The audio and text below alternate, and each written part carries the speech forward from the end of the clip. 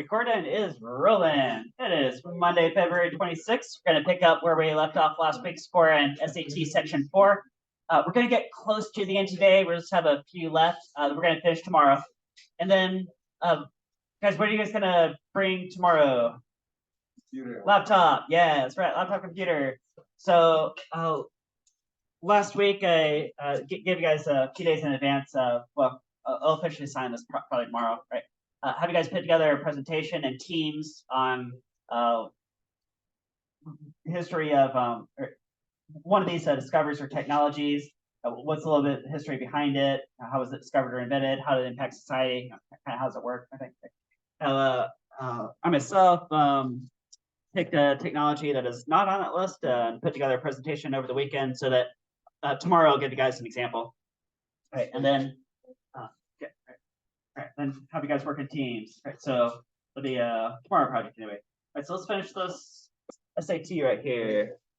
All right, so all right, back on Friday, we were just starting to look at this table, and then the bell rang, and you guys took off for the weekend.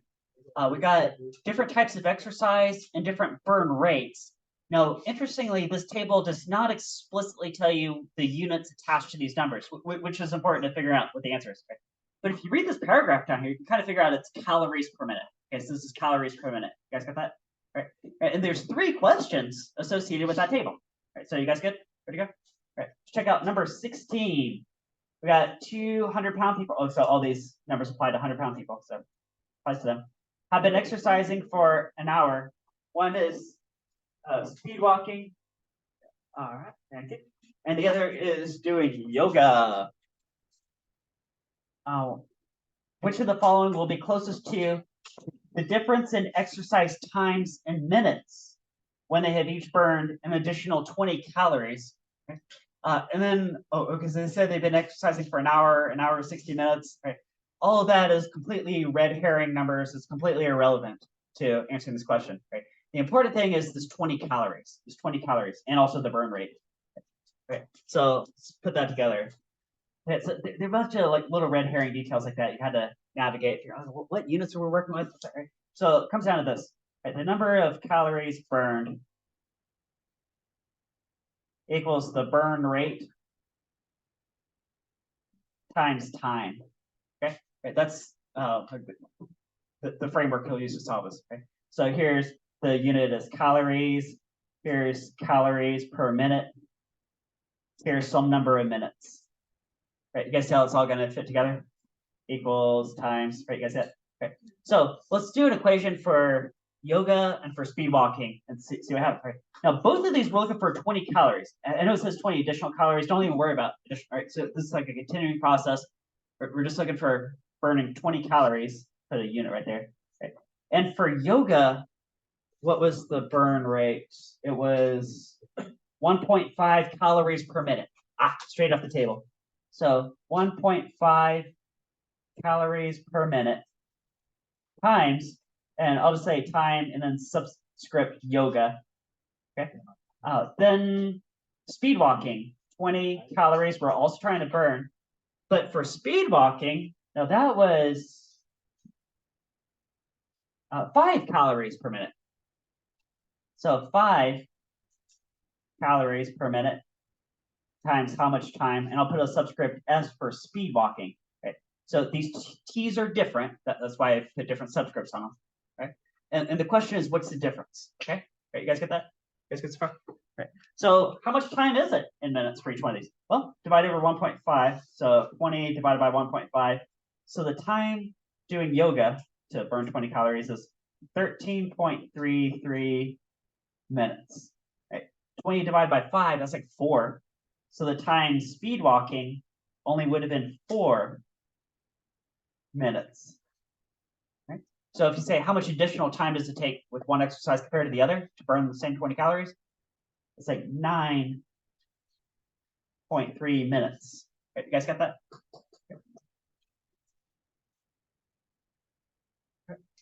Which is answer choice B. You guys see number 16 is B. Guys, 16 is B.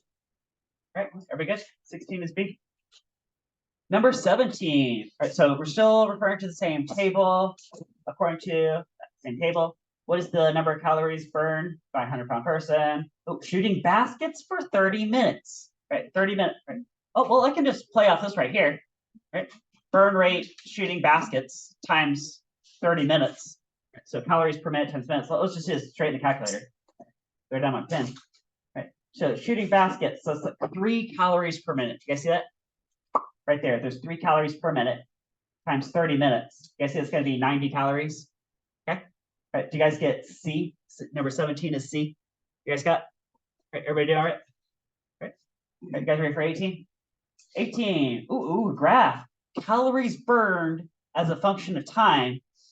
And you guys see, like, the more time you do some exercise, the more calories you're going to burn. That makes sense. It also makes sense that this would be a linear graph. Now, this is for 20 different people. That's why it's not exactly a line on a line, but there's definitely a line best fit that's linear, right? So if you spend like 3 times the time, you have burn 3 times the calories. Kind of makes sense, right? Okay. Okay. You know what? Just kind of jump to, I know what question they're going to ask anyway, which is what exercise is this? There's some associated burn rate, right, which is the slope of that line, calories per minute. You guys, that's what this is going to come down to, right? You can know, like, because if this is real shallow, maybe it's like doing yoga where it's like real slow. But if it's really steep, maybe it's to be like running sprints where it's like, ooh, you burn a lot of calories in a little time. Okay? So, guys, what is the rise over run of this line? See, it goes pretty well through the origin, so I'm going to pick the origin as a point. We burn 60 calories in 30 minutes. Let's say that. There's 60 calories in 30 minutes.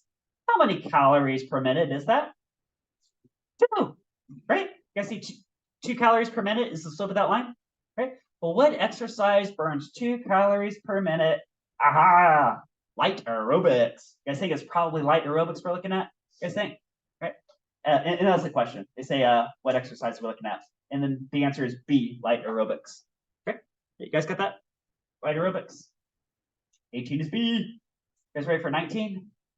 Ooh, look at this fan. Right, so down here it's saying there's a spot of paint, a spot of paint on one of the fan blades. I see that right there. It's rotating. And there's this kind of ambiguous graph. It's y versus x. Well, okay, they do tell you the horizontal axis is time. Okay, so time is ticking along, and there's some kind of sinusoidal relationship going on. You guys think you could probably describe that curve with like a sine or a cosine, right? And the question is, what scenario could that possibly apply to? And there's 4 scenarios, and only one of them is a possible fit. Okay, all right, let's go through one by one. Option A, the distance traveled by the spot of paint. What graph do you think? What shape graph do you think that would make as a function of time? Right, like if the fan is rotating at a constant rate, you guys see 1 revolution, 2 revolution, 3 revolution, 4 revolution. Like every second could be a revolution. You think that would be just a linear relationship? You guys think? Right, which is definitely not the one that's shown. So the answer is not A. Okay. Right.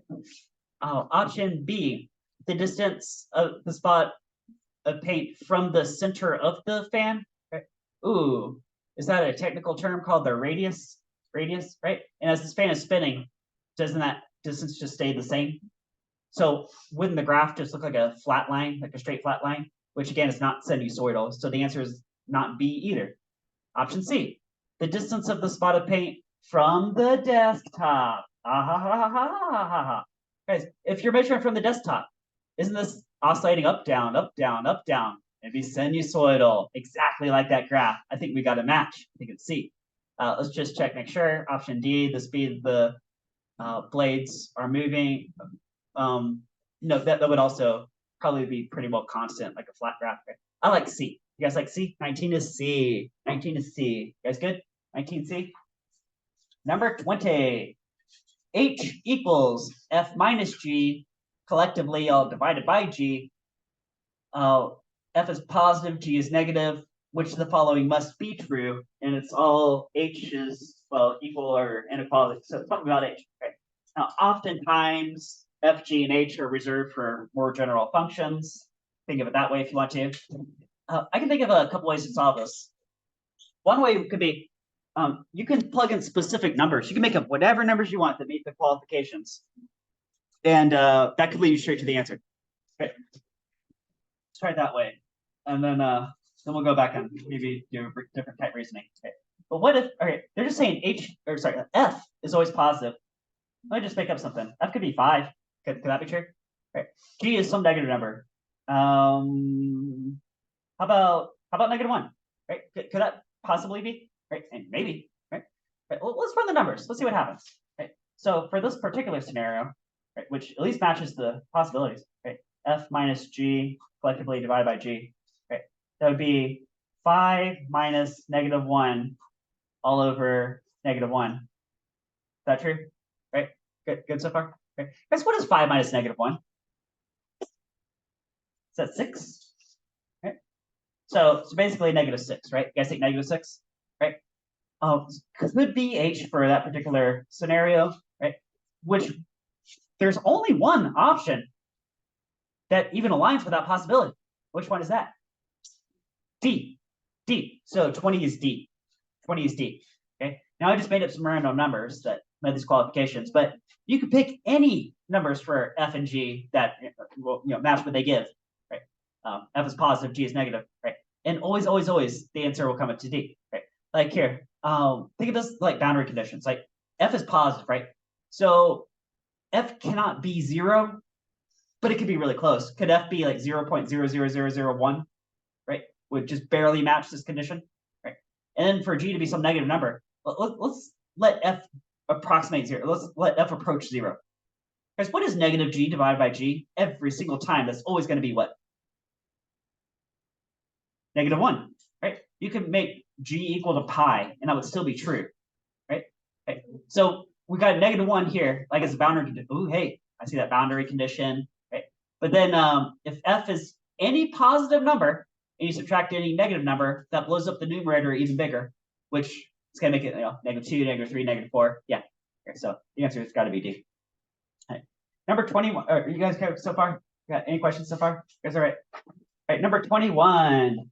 Ooh, look at this geometry. Oh, I see do you guys see down here a 45, 45, 90 triangle?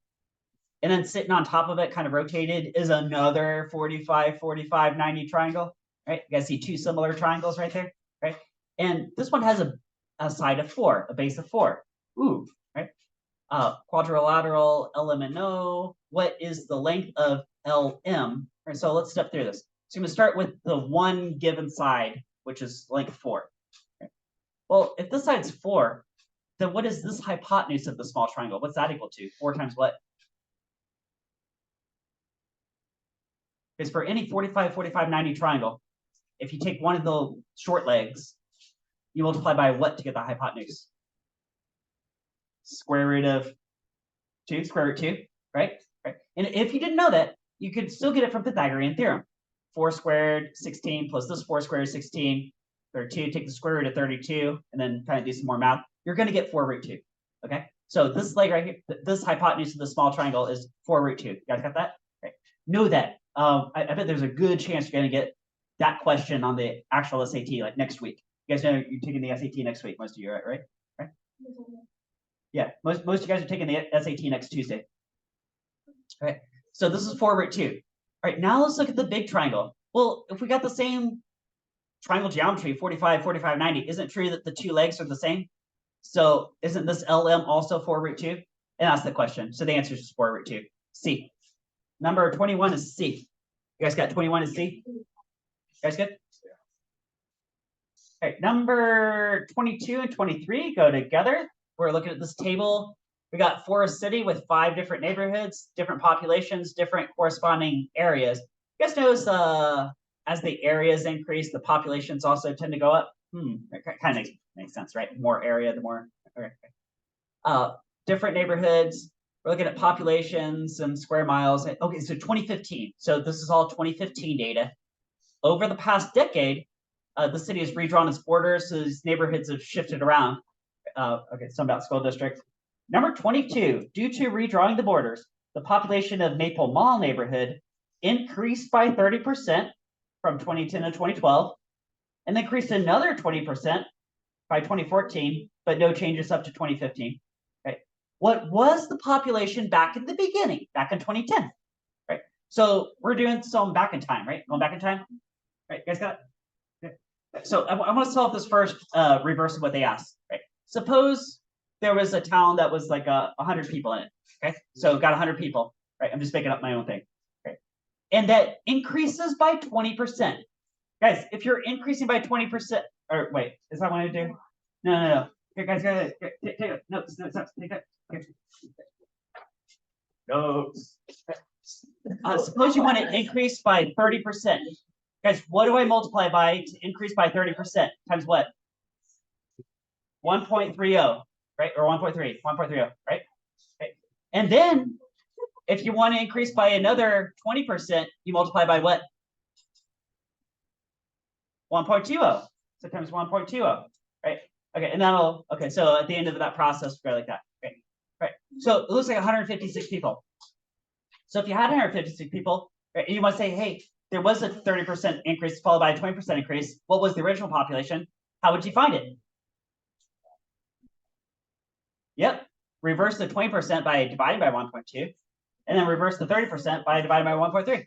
Ah, that brings you back to the original. Hey, can we just do that for, what is this town called?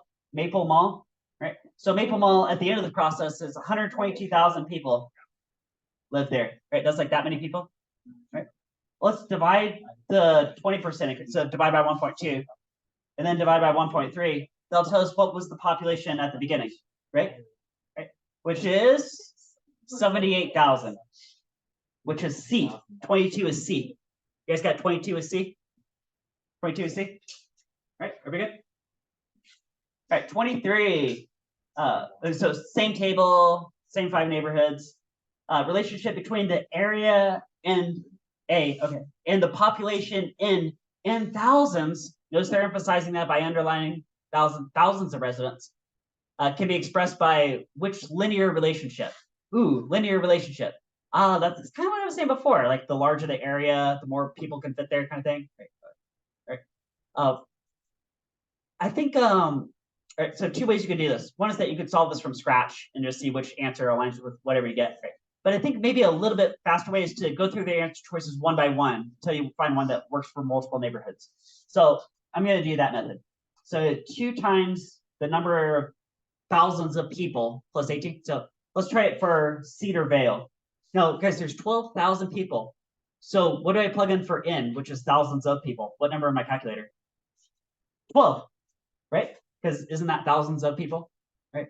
Then plus 18. Now, I'm hoping to get on my screen 57. If it says 57, then it works. If it doesn't say 57, then it fails, okay? Or maybe pretty close to 57. 42, and not close enough. Let's try the next equation. 2.5 times n, which again is 12 for Cedar Vale because it's thousands of people, minus 300. Whoa, that's even worse. Got like negative population. Got like the Black Plague going on there. Next one. Let's do 3.5 times 12 plus 15. Right. Again, I want it to be 57. Come on, 57. Ooh, exactly. Whoa, that worked. Right. Now, I do want to check other towns, make sure it wasn't just a single point that happened to land on the line.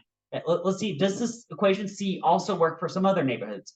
Let's try Burpin 3.5 times 2. That's thousands of people, so 2. Right? Plus 15. Is this pretty close to 22? It's exactly 22. So for 2 for 2. Now I'm going to try one more neighborhood just to make sure. What's 3.5 times 122 for Maple Mall plus the 15? Come on, 442. It is 442. 3 for 3. It's got to be C. 23 is C. You guys getting 23 is C? Right. If you try it for the other 2 neighborhoods, it also ends up working exactly. Right. 24. And County C got 132 employees at a small business. Perfect Paper Products were surveyed, and 62.9% of the employees reported or responded that they had less than $1,000 in savings. Now pause right here. Make sure you contextualize this in your mind. We're saying that most people don't have a lot of money on hand, right? So if you survey a bunch of people, more often than not, they have less than $1,000 in bank. Right? They got some emergency, their car breaks. Well, looks like you don't have a car, okay? Because you don't have money to fix it. Right? Or they take out a payday loan and now they're perpetually in debt. and then they die. The average small business size is 132 employees, right? Interesting, that it happens to match this particular business. So that's a funny coincidence, right? I think they're trying to help you guys out a little bit with that. Right? The employees at Perfect Paper Products are representative of the county small businesses as a whole, right? So I'm going to interpret that as like the 62.9% people. We're just going to scale that to the entire county, right? That's has less than $1,000 on hand, right? And there are 270 small businesses in the county. Which of the following best estimates the number of small business employees? Right, so we're looking for like a total number of people across the entire county who have at least $1,000 in savings. Do you guys see what they did right at the tail end of that? They just reversed the entire premise that they were setting up from the beginning, right? Like this whole 62.9% of people, that's people who have less than $1,000. But the question they want you to answer is people who have more than $1,000. You guys catch that? That's one of those little details that'd be easy to miss. Okay, so make sure you answer the questions carefully, or read the questions carefully. Right. So here, I'm just going to solve this on my calculator screen. If you really want me to write paper, let me know. Right, I'm going to do 1 minus 0.629. You guys see? That's that curveball at the end, where we're answering not how many people have less than $1,000, who has more than $1,000. That's what I'm doing right here. Now that's as a proportion. You guys get that? That's right there. Is the proportion of people with more than $1,000. Right. Multiply that by 132 employees per business, right? Which is not necessarily that first 132, but it's that second 132. So, well, assume that every business on average has 132. That's where I'm drawing that 132 from. Okay. Right. Times 270 businesses total. Okay. So you got proportion of people, number of people per business, times number of businesses in the county gives me the total number of people who in this case have more than $1,000. Right, you guys get that all together? Right.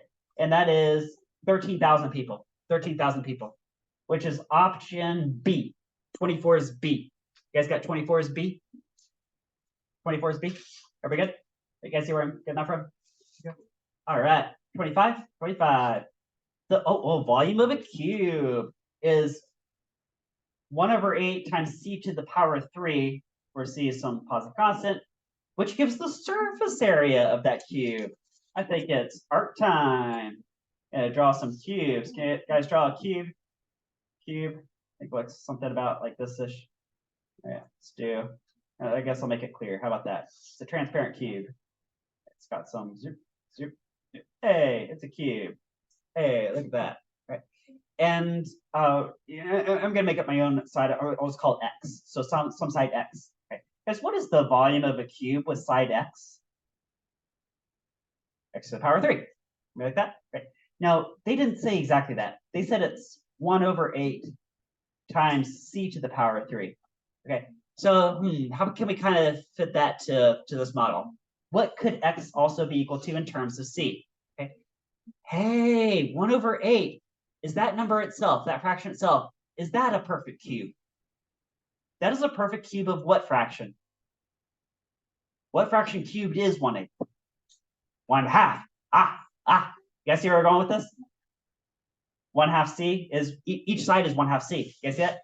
1/2 c times 1/2 c times 1/2 c gives you 1/8 c cubed. It's the same thing, right? Now, what is the surface area? Right. Well, guys, if you're playing with dice, how many faces are on a single die? 6 faces, right? You guys got that? Right. So, yeah, so students were kind of struggling with that one earlier, right? So 6 faces, right? You guys know that, right? So here's one face. What is the area of that one face? Is it just base times height? So x squared, or in this case, 1/2 c being squared, right? And there's 6 of those faces. So we get 6 faces. Each face is 1/2 c or c over 2 being squared for that hashed in face, right? Is that it? Right. Now you could carry on and keep solving, but I think their answer choices are kind of in line with that. That looks a lot like option A. Is it A? Is 25A? Yeah, my answer key is A, and 25 is A. Okay, you guys got that? Because that is where they stopped, right there. You guys got 25 is A? Right. 26. the mean weight of 6 people in an elevator is 160.5 pounds.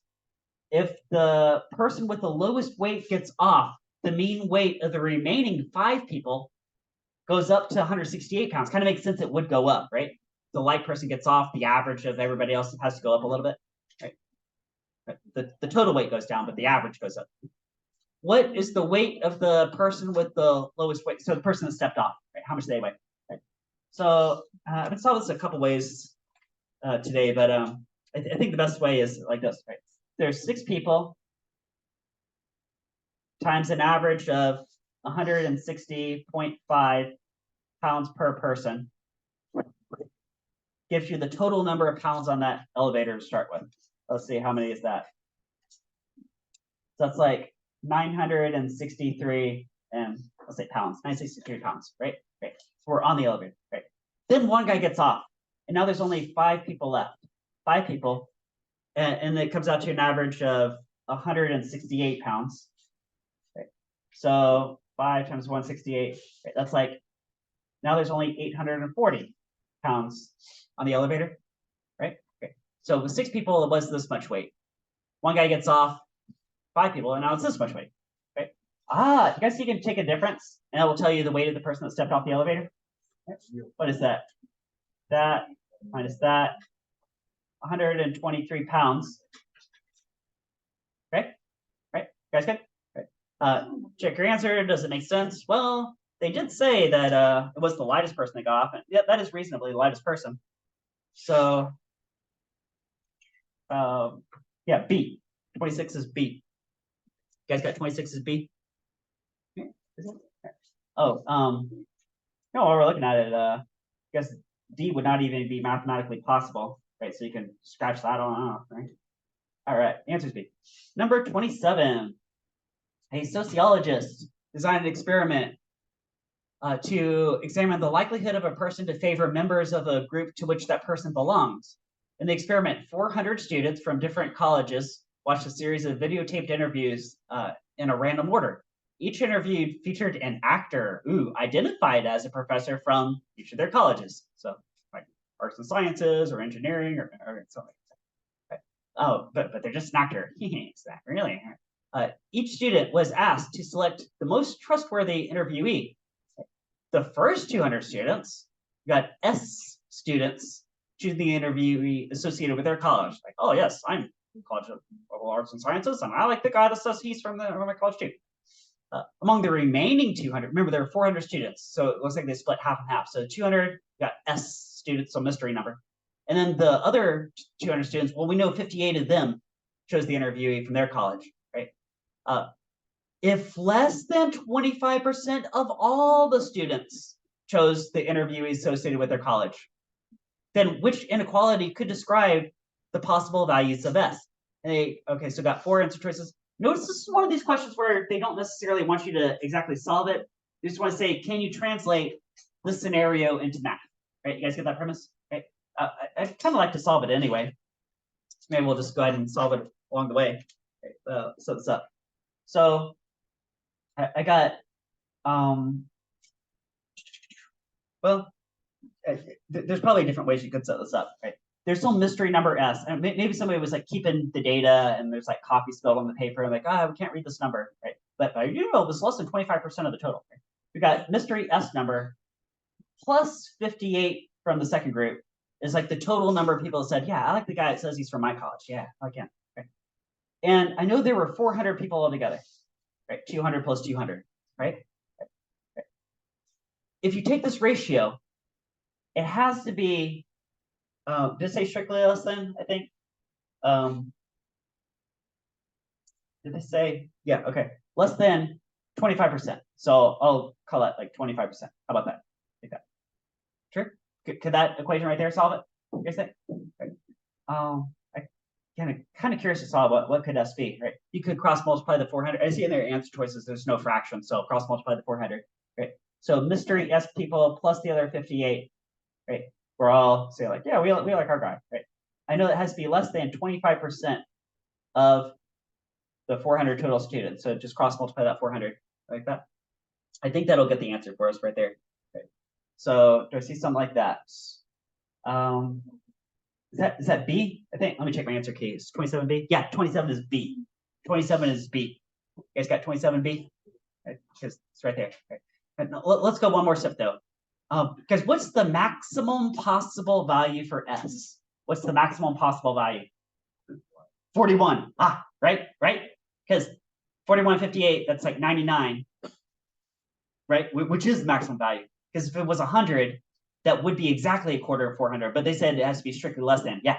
So you're right. It has to be maximum 41, right? All right. All right, guys, good. 28. Y equals C minus X squared. Okay. Now let's pause and think about what shape that is, because I've been asking my class earlier today. They've been, I don't know why I'm struggling on that, because you guys are sitting in physics and we've drawn lots and lots of curves that have that shape, which is a parabola. Exactly. Right? Because guys, y equals x squared, that's your classic parabola, right? 1 squared is 1, 2 squared is 4, 3 squared is 9. You can graph it and make a parabola shape. Right? Negative 3 squared is positive 9. Right? Then we're subtracting, so that dunks the whole parabola upside down, and then we're shifting up c units. So but this is an upside down parabola that's been shifted up c units, right? You guys got that? Right. All right. The graph of that equation shows a parabola in the xy plane. If c is a positive constant, which of the following is an equivalent form of that equation? And then, looking at their answer choices, it looks like they want you to factor that. So can you factor it? Okay. So I might write down like FOIL, FOIL. Right. I might even work backwards from their answer choices. Let's do that way. Let's work backwards from their answer choices. So is the answer A? All right. Well, A says C minus X being squared. So just put it here, right? So B, let's see, C times C, that's C squared minus CX minus CX. And then negative X is plus X squared, right? That does not look like that. So option A just failed. So it's not A. Right? You guys got that? Okay. Let's try option B. There was A and it failed. Option B, C minus X, C plus X, that's C squared minus X. Okay, then the outside inside terms cancel. Then it's minus X squared. Ooh, not exactly. Kind of close, but not exactly because of the square. So that one just failed too. Because of the square right here. Okay. Option C. Well, okay.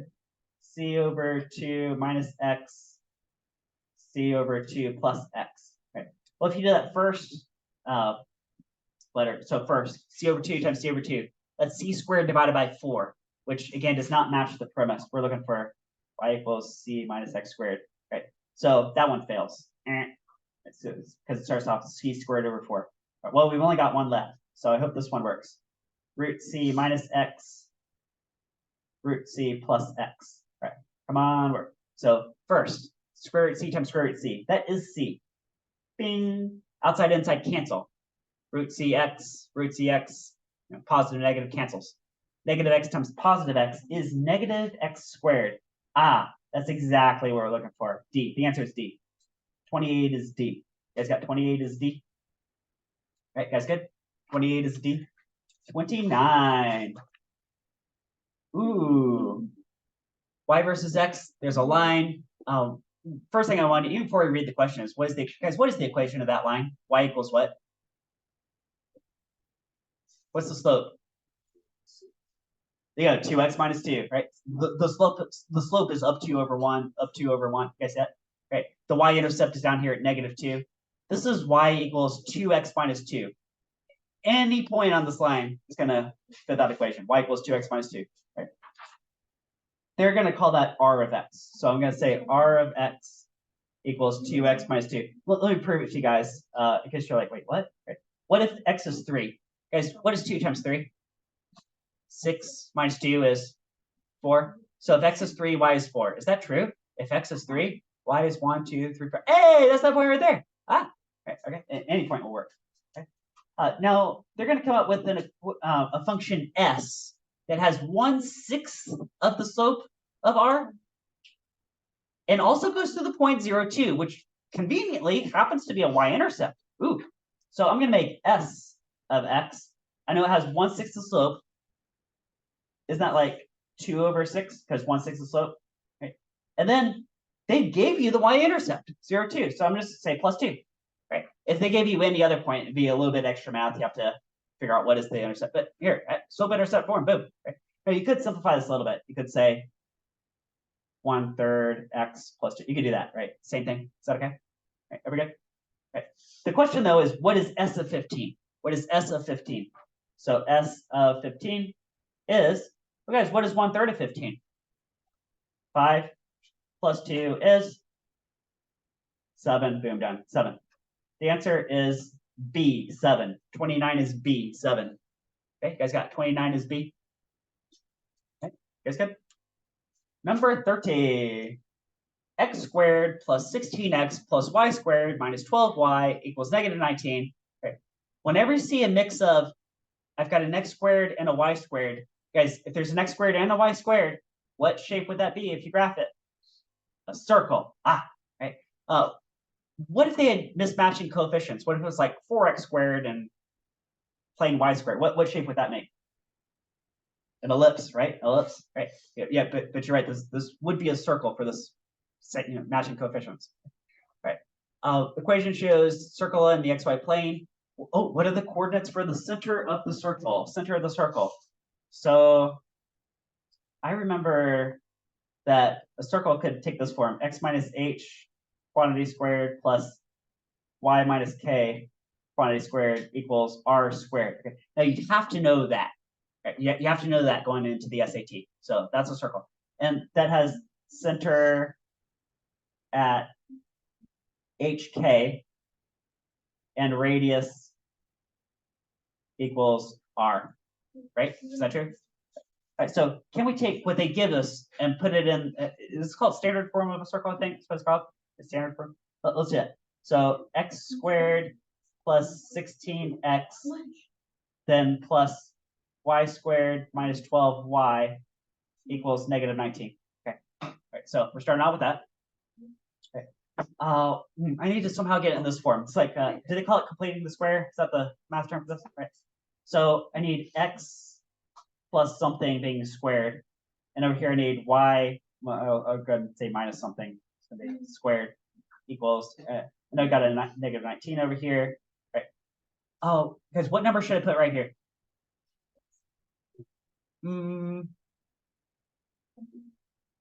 Not for 8. Let's go with 8. Right, here's why. Right, let me jot down FOIL. FOIL. Although we're kind of doing it backwards, but if I go from the step to the previous step, I could FOIL and check my answer.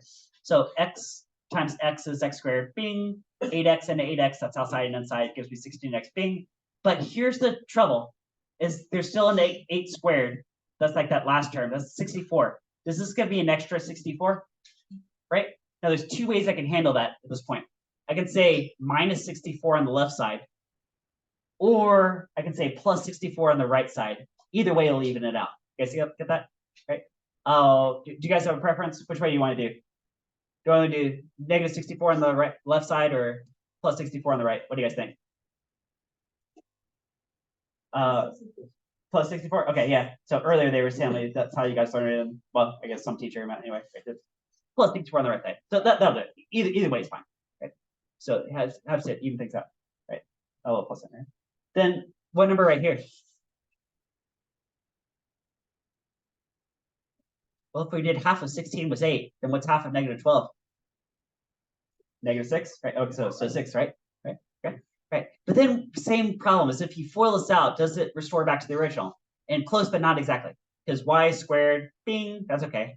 Negative 6y gives you negative 12y, bing, so that's all good, outside, inside. But that last term, negative 6 times negative 6 is positive 36. So I got 36 too much. Again, I can either subtract 36 to restore it, or I could just say plus 36 on the right side. Okay, so I can do it that way. Right. Guys good? Okay. So this is x plus 8 quantity squared plus y minus 6 quantity squared equals, and this whole thing is 100 minus 19 is 81. Okay, right, that all right? Okay. So guys, what is the center? Center is where? Negative 8, comma what?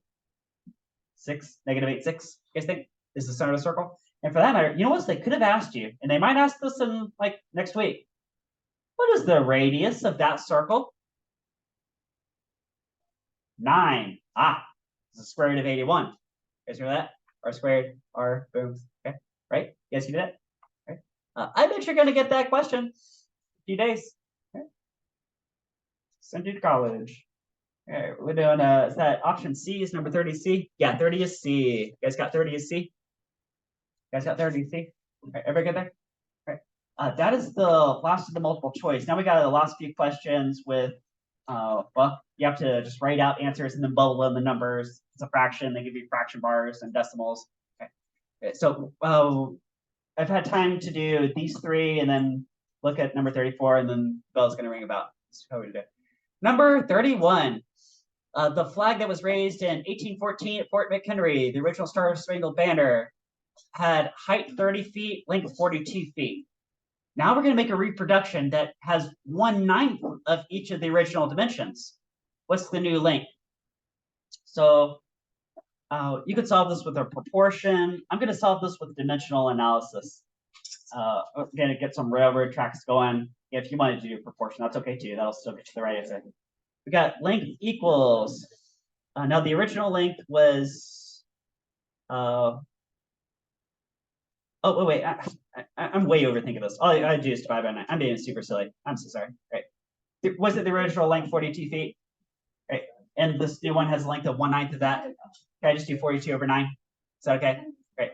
In fact, they're accepting 4 different answers. I'm looking at the key. 42 over 9. So you can do 4, 2 slash. So you would write it this way: 4, 2 slash 9, and you bubble in all the bubbles. Right. Or do you guys notice that the numerator and denominator are each multiples of 3? How could you simplify that fraction? Whatever what? 14 over 3. So then you would bubble, you write 1, 4 slash 3, and then you bubble in each of those 4 characters, right? Yeah, right. They'll also accept decimals. So they would accept 4.66 and 4.67. So any of those 4 answers they would accept. Okay. Hopefully you wrote one of those on your paper. Guys got? Right. There is a one more thing I want to look at with this flag. Okay. So say here's the original flag. It's 42 feet this way. It's 30 feet this way. Right. You guys got that? Right. So there was some original area. Okay. Now we're making a new flag that's 1/9 of each dimension. So 1/9 that way. So just kind of eyeball. It's probably pretty close to that. Here's the replica. You guys see? It's 1/9 and then 1/9. You guys see that? Okay. Who can tell me how much cloth do you need for the replica compared to the original? And don't say 1/9. How much? How much cloth compared to the original?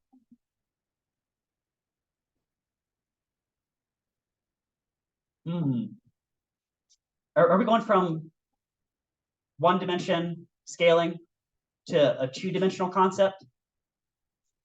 1 out of the other way. Huh? 1 out of 81. Ah, yeah. So if the first one took so much cloth, this one takes 1 out of 81 of that. Ah, 1 out of 81. Yeah, because 1/9 is squared, right? All right. Next question. Oh, 32. Ooh, I get all these wedges. Got a bunch of A's. They're saying angle CBD is equivalent to angle EBF. So what is the angle of CBF, like the whole thing? Right? So let's see. They told you that pretty much 2a minus 6 is equal to a plus 9. Right? That was what they gave you. Okay. So let's solve for a. Subtract a from both sides. Add 6 to both sides. A is 15. Is that okay? Great. Now that's not the final answer. That's just an important middle step. You guys get that? A is 15. Great. Oh, guys, what's 15 plus 9? Is that 24? Jot that down. That's 24. Well, this top angle is the same thing because that's what we used to set up and solve. And then a itself is 15. So can I just add up those 3 parts right there? 5, 9, 13, 2, 4, 6, 63. The answer is 63. You guys write down 63? Right. 63. We're looking for 63 is the whole wedge.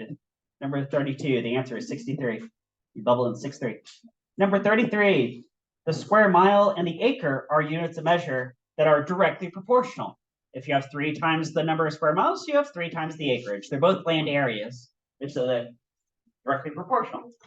One triples, the other triples. Oh, 7 square miles is equivalent to 4480 acres. How much area is 4 square miles? Okay, here's the one I was thinking of before. You can solve this with dimensional analysis or with the proportion. So let's do area equals, I got 4 miles squared, and every 7 square miles is equivalent to 4480 acres. Okay. So calculator you're allowed to use. What's 4 times 4480 on 7? Maybe you did a proportion. Oops. I'm getting 2560 acres. Right. They're looking for 2560. That's the answer. Did you guys on your paper write 2560? Right, you guys got that? All right. That's our pause point today. Tomorrow we'll do the last few questions. Then I'll show you guys my PowerPoint. Then I'll have you guys get in teams and make your own. All right, you guys have a great night.